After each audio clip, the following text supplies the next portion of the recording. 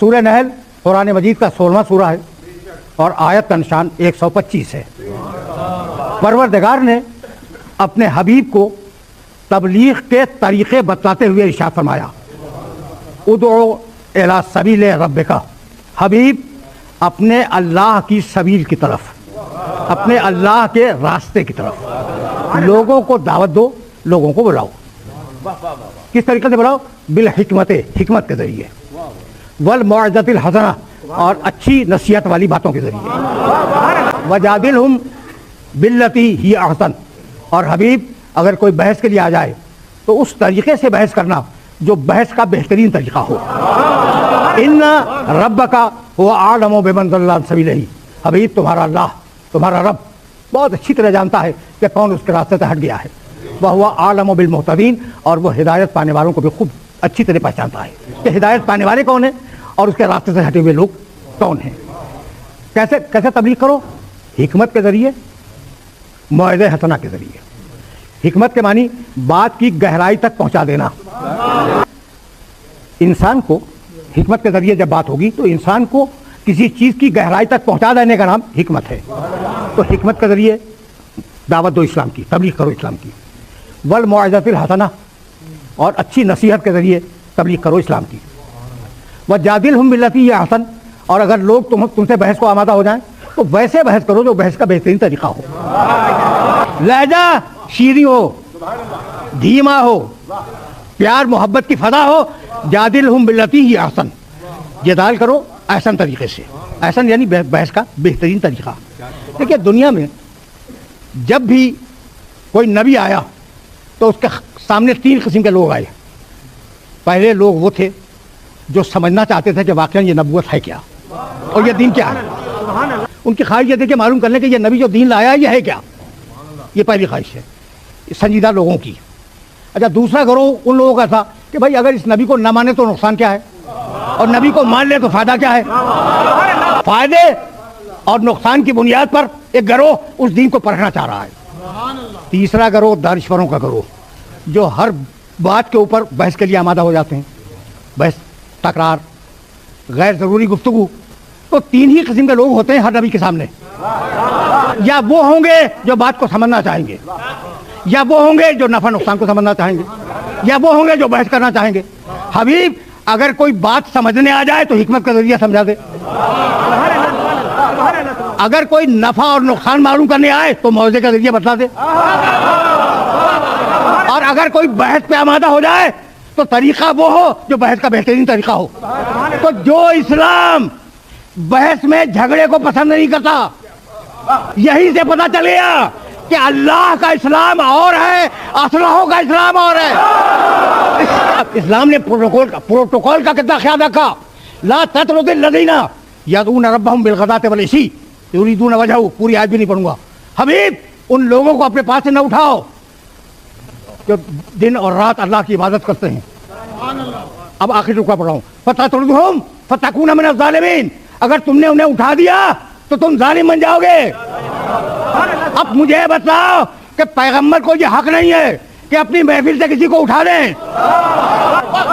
اب مجھے یہ سوال کرنے میں آسانی پیدا ہو گئی کہ وہ نبی جسے لوگوں کو اٹھانے کا حق نہ ہو، اس نبی کی امت کو ہتھیار اٹھانے کا حق کس نے دے دیا؟ اچھا اب دیکھو اسلام کتنا انسانیت دوست مذہب ہے، انسان کو دوست رکھنے والا۔ ابھی بچہ ماں کے بطن میں ہے، احترام کرو، اسی لیے اسقاط حمل حرام ہے۔ دیکھو احترام، انسانیت کا احترام اللہ نے کہاں سے شروع کروایا؟ بچہ ماں کے پیٹ میں، احترام کرو، اسقاط حمل حرام ہے۔ اور سنو اس کا احترام کیوں کروا رہے ہیں؟ اس لیے کہ تمہارا مستقبل ہے۔ اسلام بتا رہا ہے کہ پیٹ کا بچہ تمہارا مستقبل ہے۔ اب اس کو ذرا سا اور آگے بڑھا دو، اچھا بھائی اب آئے پلے بڑے جوان ہوئے مر گئے، پیپ اٹھا کے پھینک دو۔ کہا نہیں، بہت توجہ رہے، نہیں، اسے غسل دو، کفن پہناؤ، نماز جنازہ پڑھو، کندھے پہ اٹھا کر احترام کے ساتھ دفن کر دو۔ کیوں؟ اس لیے کہ وہ مستقبل تھا، یہ تمہارا ماضی ہے، آنے والا تمہارا مستقبل ہے، جانے والا تمہارا ماضی ہے، اور تم حال میں ہو۔ تو اگر ماضی کے احترام کرنے کے عادی ہوگے اگر مستقبل کے احترام کے عادی بن جاؤ گے تو تم حال کا احترام تو یقیناً کرو گے.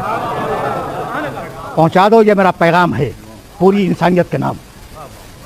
لیکن ہم جس معاشرے میں زندگی گزار رہے ہیں، بڑی طاقتوں کا معاشرہ، جدھر سے اپنے لشکروں کو لے کے گزرے، یہ اپنے انسانوں کو تحقیق کر دیا.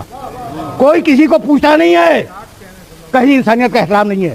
یہ ہے اسلام کا وہ مرحلہ فکر جہاں وہ انسانیت کا احترام سکھلاتا ہے کہ ماضی کا بھی احترام کرو، مستقبل کا بھی احترام کرو، تو حال میں تو خود اچھے رہو گے نا. لیکن اس کے برعکس ہم نے دیکھا خون مسلم کی اذانی.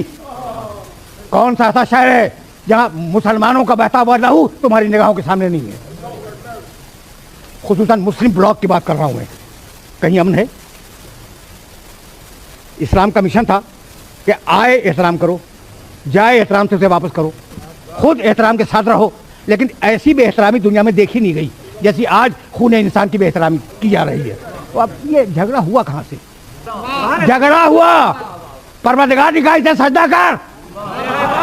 جھگڑا ہوا پروردگار نے کہا اسے سجدہ کر. کہا یہ مٹی ہے، سجدہ نہیں کروں گا. پروردگار نے کہا اس میں میری روح ہے.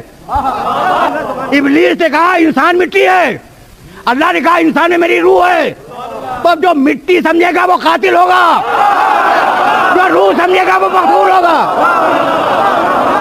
یہ اختلاف نظر ابلیس اور آدم کا اختلاف نظر ہے. ابلیس کا نظریہ کچھ تھا، آدم کا نظریہ کچھ تھا. کیوں ہے ایسا؟ لیکن لوگ اللہ کے راستے سے ہٹے ہوئے ہیں. ادعو الی سبیل ربک بالحکمت والموعظۃ الحسنہ. اپنے رب کے راستے کی طرف، سبیل کے معنی راستہ، اپنے رب کے راستے کی طرف حکمت کے ذریعے بلاؤ، موعظے کے ذریعے بلاؤ، اور بہترین بحث کر کے لوگوں کو دعوت دو اسلام کی. تو ایک ہے رب کا راستہ. آج کی دنیا میں یہ کہا جاتا ہے کہ بھائی اللہ کا راستہ ایک جامد شے، غیر متحرک شے، تبدیل نہ ہونے والی شے ہے اللہ کا راستہ. جبکہ یہ معاشرہ ہر آن بدل رہا ہے. کھانے روزانہ بدل جاتے ہیں، رہائش روزانہ بدل جاتی ہے، سواریاں روزانہ تبدیل ہو جاتی ہیں. تو بدلتے ہوئے معاشرے میں نہ تبدیل ہونے والا اللہ کا راستہ، اللہ کی سبیل وہ جو نہ بدلے، معاشرہ وہ جو ہر لمحے بدلے. تو انہوں نے کہا بھائی بدلتے ہوئے معاشرے میں اللہ کا راستہ چل نہیں سکتا. یہ ہے آج کے متمدن دنیا کا خیال. ایک پرانی چیز، ایک جامد شے کہہ دیا کہ یہ ہے تو یہ ہے، مانتے چلے جاؤ. یہ نہیں چلے گا اس لیے کہ معاشرہ بدل رہا ہے. یہی سبب ہے کہ کچھ لوگوں نے معاشرے کو ترک کر دیا. پہاڑوں میں، غاروں میں، خانقاہوں میں انسانیت کو چھوڑ کے چلے گئے، معاشرے کو ترک کر دیا. ہیں ایسے لوگ آج بھی پائے جاتے ہیں جن میں روحانیت پیدا ہو گئی، دنیا داری سے لا تعلقی پیدا ہو گئی. ایسے لوگ پیدا ہو گئے. دوسری طرف کچھ وہ پیدا ہوئے جنہوں نے کہا فطرت سے جو راستہ بتا دیا دنیا داری کا وہی صحیح ہے. دنیا داری رکھو، معاشرہ بدلتا ہے. جب معاشرہ بدلتا ہے، لباس بدل گئے، کھانے بدل گئے. ایسا ہوا ہی نہیں ہوا. مکانات کے نقشے بدل گئے. تو یہ چیزیں بدل گئیں. تو پھر اگر دین نہ بدلنے والی شے ہے اسے قبول کرو گے تو کسی بھی وقت معاشرے کا دین سے ٹکراؤ ہو جائے گا، اللہ کے راستے کا دین سے ٹکراؤ ہو جائے گا. جو کہتے ہیں کہ ہر چیز بدلتی ہے وہ بھی غلط ہے، اور جو کہتے ہیں کہ چیز بدلتی نہیں ہے وہ بھی غلط ہے. تو یقینی طور پر کچھ چیزیں معاشرے میں بدلتی ہیں، اور اب کچھ چیزیں وہ ہیں جو نہیں بدلتی. بھائی لذت کامودین کے لیے غذائیں بدل گئیں، بھوک نہیں بدلی. بھوک تبدیل نہیں ہوئی. پوشاک کی خواہش، پوشاکیں بدلتی نہیں، تبدیل نہیں ہوئی. گھر کے نقشے بدل گئے، گھر میں رہنے کی خواہش تبدیل نہیں ہوئی. تو کچھ بدلتا ہے، کچھ نہیں بدلتا. جو بدلتا ہے اس کا نام معاشرہ ہے، اور جو نہیں بدلتا اس کا نام سبیل الہی ہے. تو اب اللہ کا راستہ نہیں بدلتا، معاشرہ بدلتا ہے. جو بدلے اس کا نام ہے معاشرہ، جو نہ بدلے اس کا نام ہے اللہ کا راستہ. ضرورت کیا تھی اللہ کے راستے کی؟ پڑھے لکھے لوگ تشریف فرمائے. اور بہت دور تک یہ پیغام جا رہا ہے، اس لیے سارے دنیا کے مفکرین کو متوجہ کرنا چاہ رہا ہوں اس مرحلے پر. انسان نہیں تھا تو راحت تھی، آیا اور اپنی ضرورتیں ساتھ لے کے آیا. مولود، یہ لفظ میں بار بار دوہرا رہا ہوں، مولود بچہ آیا، اپنی ضرورتیں اپنے ساتھ لے کے آیا. اور اب وہ بچہ جوان ہوا تو شادی ہو گئی، جب شادی ہو گئی میں توجہ رہے، پہلی ضرورت مولود ہونا، دوسری ضرورت شادی ہو جانا، ضرورتیں اور بڑھ گئیں کوفوں کے آنے سے ضرورتیں اور بڑھ گئیں، اور اب شادی کے بعد بچہ پیدا ہوا، وہ تو ضرورتوں کا سلسلہ شروع ہو گیا جو لامتناہی ہے، جب تک بچے تب تک ضرورتیں۔ تو ضرورتوں کی تین بنیادیں، ولدیت، والدیت، کفویت، تینوں لفظ یاد رکھو گے، ولدیت، والدیت، کفویت۔ ولدیت پیدا ہونا، والدیت پیدا کرنا، کفویت اپنے لیے شریک زندگی منتخب کرنا۔ تو دنیا میں جتنی بھی ضرورتیں پیدا ہوئیں انہی تین رشتوں سے، دنیا میں انسان کے پاس جتنی بھی ضرورتیں ہیں ان رشتوں سے باہر نہیں ہیں، ولدیت، والدیت، کفویت۔ اب خدا سمجھ میں آیا، لم یلد ولم یولد ولم یکن لہ کفوا احد، لم یلد ولم یولد ولم یکن لہ کفوا احد۔ تو ضرورتیں پیدا ہوتی ہیں ان رشتوں سے، جب یہ رشتے ہی نہیں ہیں تو اسے کوئی ضرورت ہی نہیں ہے، وہ سوتا نہیں ہے اس لیے کہ نیند کی ضرورت اسے نہیں ہے، ہم تو سوتے ہیں۔ آگے بڑھ رہا ہوں، فکر یہاں سے آگے بڑھ رہی، وہ نہیں سوتا، اچھا وہ کسی کام سے تھکتا نہیں ہے، ہم تو تھکتے ہیں، بات تو ہے۔ وہ کھاتا نہیں ہے، اسے بھوک کا پتہ ہی نہیں کیا ہوتی ہے، تو اسے بھوک کا تجربہ نہیں، پیاس کا تجربہ نہیں، جاگنے کا تجربہ نہیں، سونے کا تجربہ نہیں، تو پھر اسے کیا معلوم کہ صبح کی 2 رکعت نماز کے لیے اٹھنے میں کتنی زحمت ہوتی ہے، اسے کچھ نہیں معلوم۔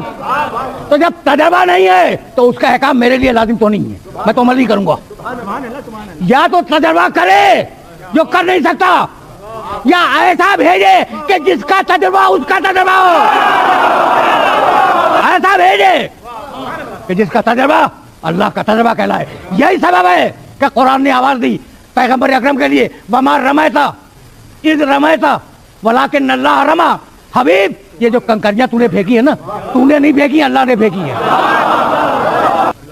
اس کا تجربہ اس کا تجربہ، وما ینطق عن الہویٰ، دوسرے مقام کی آیت، ان ہوا الا وحی یوحیٰ، وہ بات ہی نہیں کرتا اپنی خواہش سے، جو کہتا ہے وہ وحی الہی ہے۔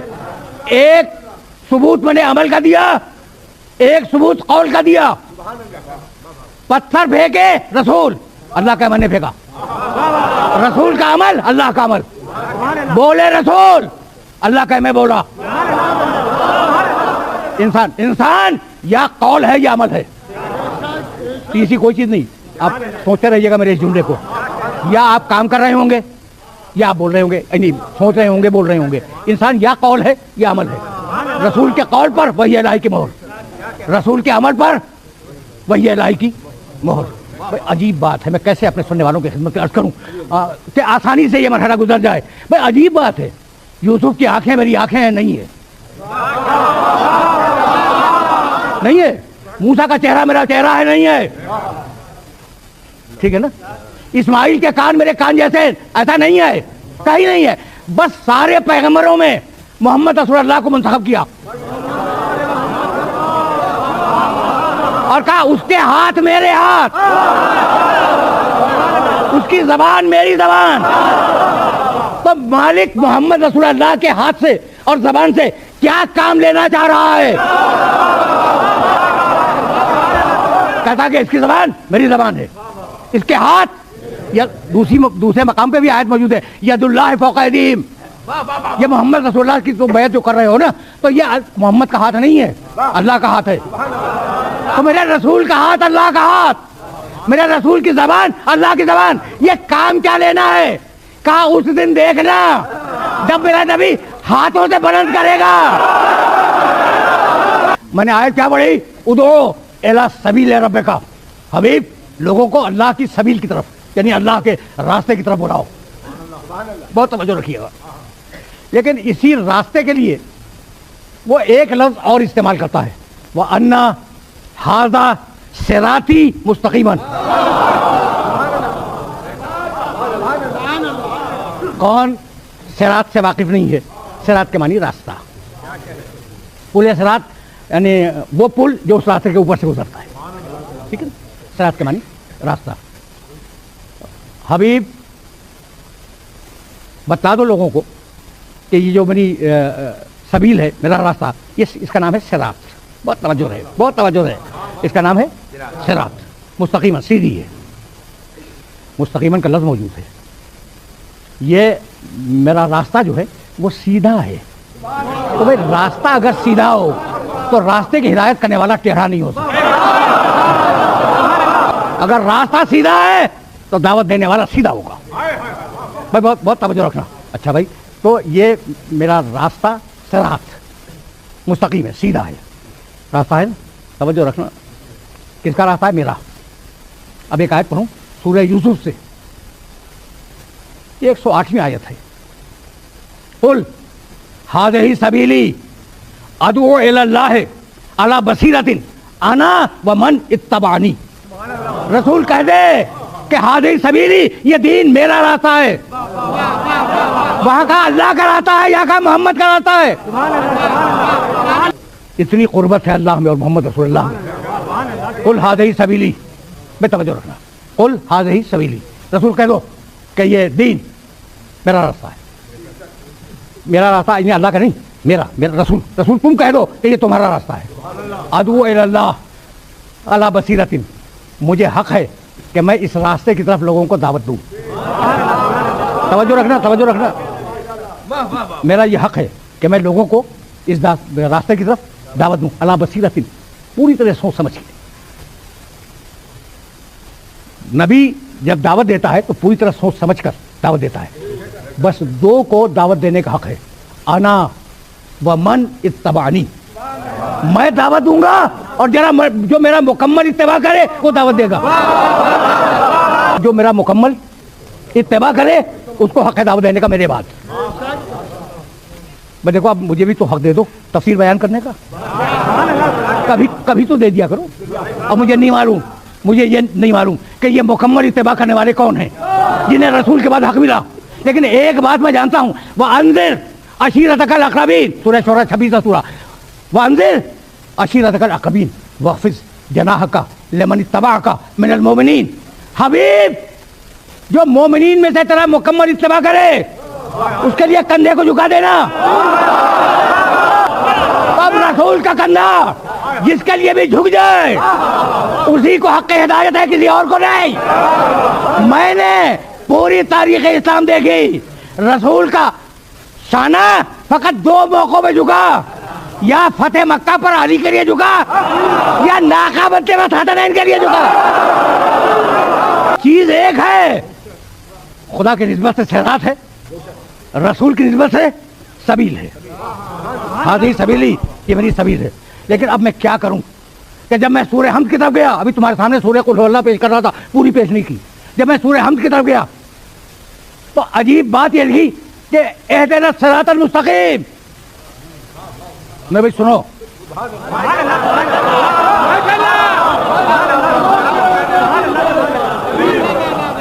सुनो भाई सुनो, नमाज में वाजिब दुआएं दो हैं। पूरी जिम्मेदारी से जुमला कह रहा हूं। वाजिब दुआएं नमाज में दो हैं। नमाज की पहली दुआ इहदिना सिरातल मुस्तकीम, सीधे रास्ते की हिदायत कर दे, सीधे रास्ते पे कायम रख। और दूसरी दुआ अल्लाहुम्मा सल्ली अला मुहम्मदिन व आले मुहम्मद तशहुद में। इमाम शाफी रहमतुल्लाह अलैह ने फरमाया ना कि मन लम युसल्ली अलैकुम ला सलात लहू। ऐ मोहम्मद व आले मोहम्मद, जो तुम पर दुरूद न भेजे नमाज में, उसकी नमाज ही नहीं है। अब ये दोनों दुआएं देखते चलो। इहदिना सिरातल मुस्तकीम सिरातल लज़ीना अनअमता अलैहिम। परवरदिगार कायम रख सिरात मुस्तकीम पर, सिरातल लज़ीना अनअमता अलैहिम, उनका रास्ता जो तेरी नेमत वाले हैं। तो पहली दुआ में तज़किरा किया, दुरूद की दुआ में तारुफ करवा दिया। अच्छा भाई, इहदिना सिरातल मुस्तकीम, उससे पहले क्या है? इय्याका नअबुदु व इय्याका नस्तईन इहदिना सिरातल मुस्तकीम सिरातल लज़ीना अनअमता अलैहिम गैरिल मग़ज़ूबि अलैहिम वलद्दालीन। भाई तवज्जो रखना, इय्याका नअबुदु, اعتراف کروایا ہے کہ مالک عبادت بس تیری، وہ ایاک نستعین، مالک مدد بس تجھ سے، بس۔ واقعہ یہی ہے کہ آیت کا جو میں نے ترجمہ کیا پوری ذمہ داری سے کیا، بس عبادت تیری، بس مدد تجھ سے اور کسی سے نہیں۔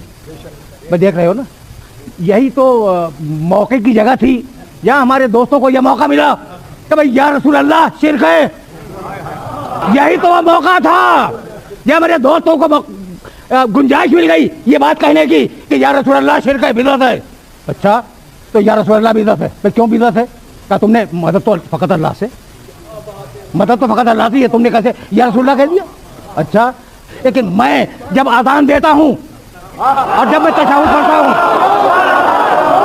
تمہارا مؤذن اذان میں کہتا ہے اشہد ان محمد رسول اللہ، میں گواہی دیتا ہوں، ترجمہ کر رہا ہوں، قبول کرو میرے ترجمے کو کہ میں گواہی دیتا ہوں کہ محمد اللہ کے رسول تھے لیکن انتقال فرما گئے۔ یہ انتہائی احمقانہ ترجمہ ہوگا۔ میں گواہی دیتا ہوں کہ محمد اللہ کے رسول ہیں تو دل میں رکھے ہوئے کہ تھے، زبان سے کہہ رہا ہے کہ ہیں۔ جہاں دل اور زبان میں اختلاف ہو جائے اسے اسلام نہیں کہتے، منافقت کہتے۔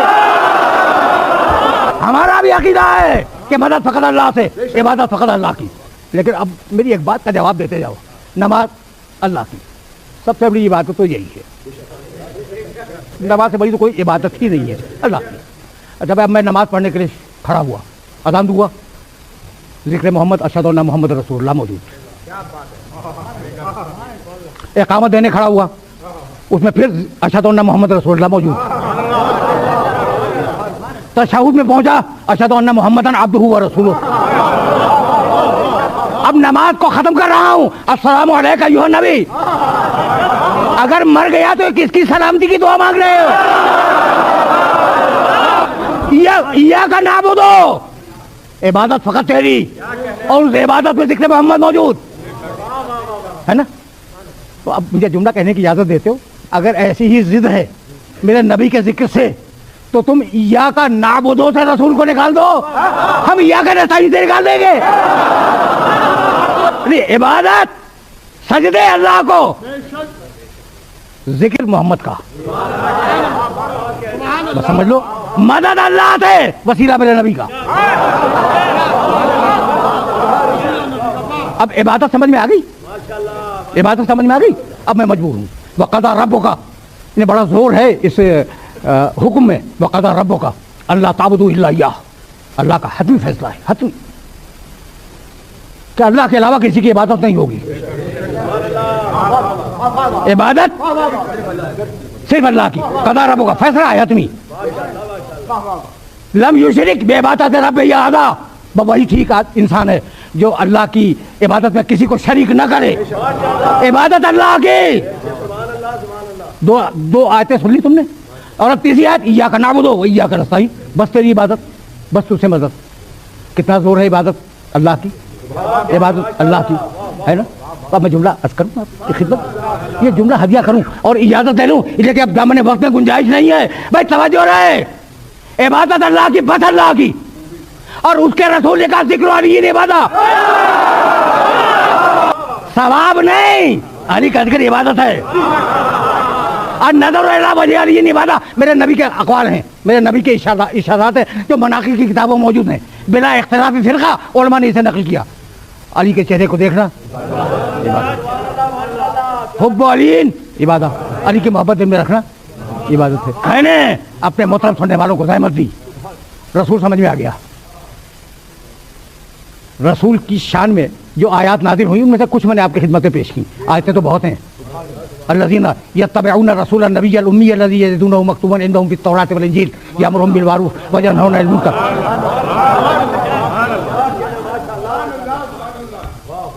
طویل آیت ہے، لیکن بس دو آیتوں کی طرف تمہیں توجہ دلاؤں۔ انما المؤمنون الذین آمنوا باللہ ورسولہ وَإِذَا كَانُوا عَلَىٰ أَمْرٍ جَامِعٍ لَمْ يَذْهَبُوا حَتَّىٰ يَسْتَأْذِنُوهُ، سورہ نور۔ مومن بس وہ ہیں، انما کے ساتھ ہے یہ، مومن بس وہ ہیں جو ایمان لائے اللہ پر اور رسول پر، اور رسول اگر کسی اجتماعی کام میں ہو تو اس کی اجازت کے بغیر اسے چھوڑ کے نہ جائیں. اور سورہ حجرات انما المؤمنون الذین آمنوا باللہ ورسولہ ثم لم یرتابوا. مومن فقط وہی ہیں جو ایمان لائے اللہ پر اور اس کے رسول پر, اور پھر نہ توحید میں شک کریں نہ رسالت میں شک کریں. اولئک هم الصادقون, سچے مومن وہی ہیں. انما کی طاقت, انما کے معنی جو بات کہی جا رہی ہے اس کے علاوہ نہیں. انما میں فورس ہے, انما میں قوت ہے. انما انا بشر مثلکم, میں تم جیسا بشر ہوں.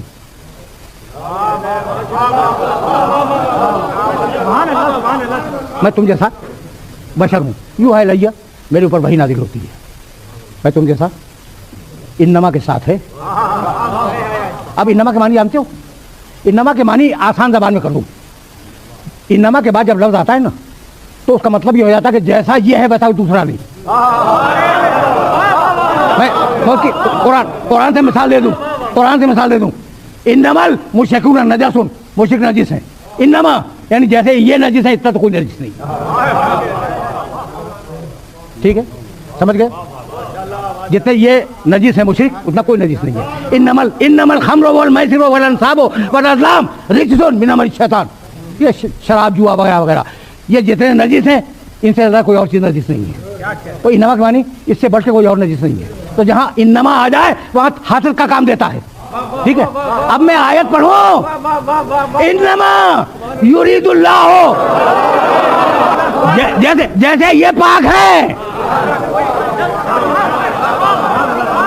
تو بھائی یہ جملہ میں نے کیوں کہا؟ انما کی طاقت اس کے ساتھ ہے. انما یرید اللہ لیذھب عنکم الرجس, رجس کو ہم دور رکھیں گے, ہم تم سے رجس کو دور رکھیں گے. اب جاؤ لغت کی کتابیں ڈھونڈو. اے آل محمد ہم رجس کو تم سے دور رکھیں گے.